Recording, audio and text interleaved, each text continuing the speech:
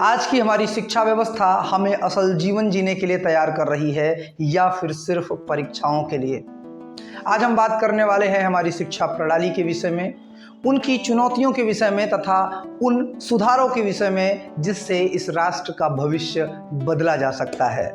तो नमस्कार, मैं हूं आपका अपना मित्र सुधांशु देव पांडे और स्वागत करता हूं आप सभी का एकेडमिया कैरियर के इस पावरफुल लर्निंग प्लेटफॉर्म पर। तो आइए स्टार्ट करते हैं बिना किसी देरी के।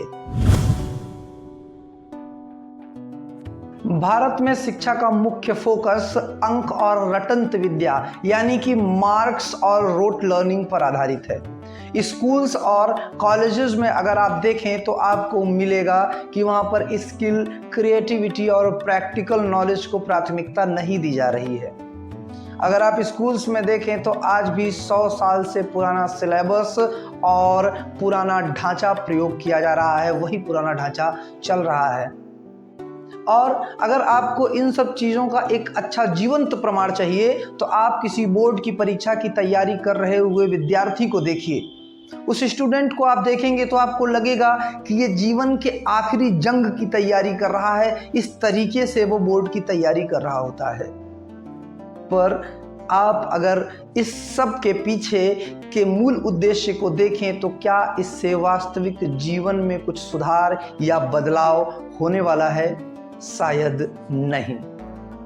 अगर हम बात करें आज की शिक्षा प्रणाली की चुनौतियों की तो सबसे बड़ी चुनौती है असमानता यानी कि इनइक्वालिटी की। प्राइवेट स्कूल्स और प्राइवेट सेगमेंट्स की तो बात छोड़ ही दीजिए, अगर आप गवर्नमेंट स्कूल्स शहर के और गांव के दोनों में तुलना करें तो आपको एक बहुत बड़ी इनइक्वालिटी यानी कि असमानता देखने को मिलेगी। दूसरी बिंदु अगर हम बात करें चुनौतियों की तो वो है शिक्षकों की गुणवत्ता और ट्रेनिंग की कमी। आज का जैसा परिवेश है उस आधार पर शिक्षकों को ट्रेन करना चाहिए, उस आधार पर उनकी गुणवत्ता में सुधार करना चाहिए जिससे बच्चा सिर्फ थ्योरेटिकल नहीं बल्कि प्रैक्टिकल नॉलेज भी गेन करे। तीसरी समस्या है आज के समय में पढ़ाई का बोझ लेकिन कौशल की कमी। आप देखेंगे आजकल सिलेबस तो बहुत बड़े हो गए हैं लेकिन अगर कौशल की बात करें तो उनके स्तर पर वो शिक्षा व्यवस्था आज भी शून्य है। और जो अगला बिंदु है वो तो बहुत महत्वपूर्ण है, तकनीकी का अभाव।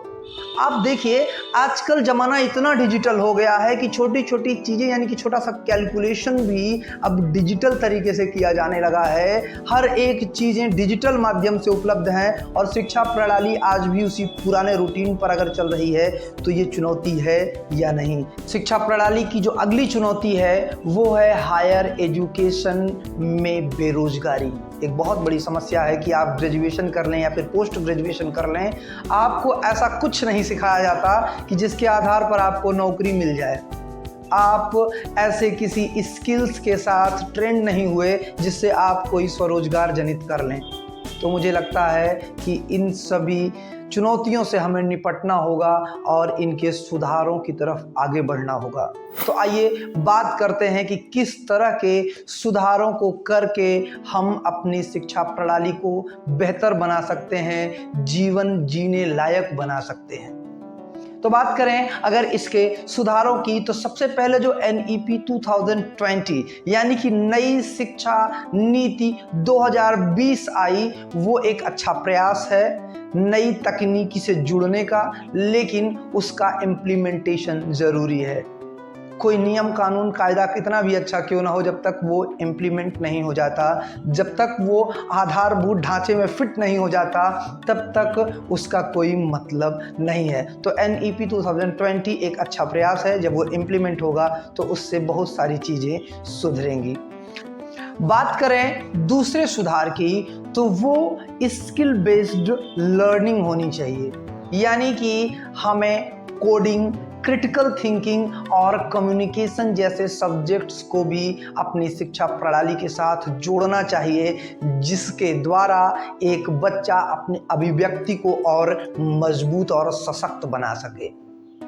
बात करें तीसरे बिंदु की तो वो है टीचर्स की ट्रेनिंग को और मजबूत करना चाहिए। भाई टीचर्स को नई तकनीकी सिखा करके और उस आधार पर शिक्षा देने के लिए प्रेरित करना चाहिए।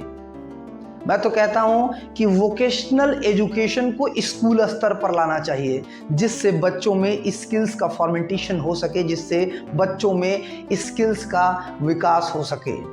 और इन सुधारों में जो सबसे बढ़िया और सबसे प्रभावी सुधार होगा वो होगा डिजिटलाइजेशन होना चाहिए, यानी कि technology in classrooms.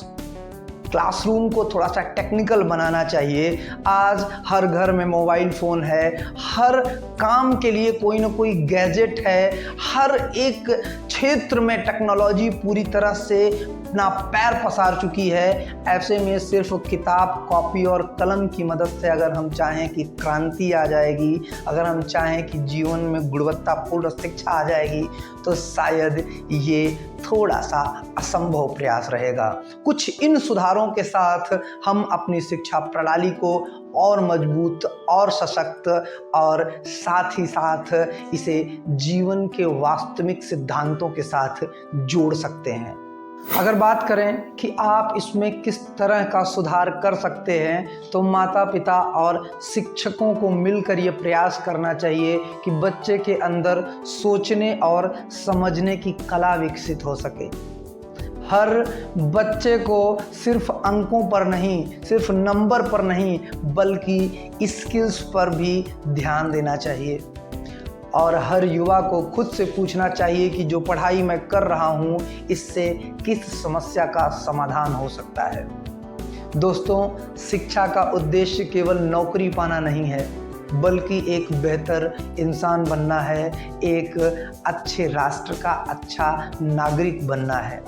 Academia career पर अगर आपको गुणवत्तापूर्ण कंटेंट मिल रहा हो तो चैनल को सब्सक्राइब कर लीजिए, और अगर ये वीडियो आपको इन्फॉर्मेटिव लगा हो तो अपने मित्रों के साथ साझा जरूर करिए। मिलते हैं किसी दूसरे वीडियो में, तब तक के लिए जय हिंद, जय भारत।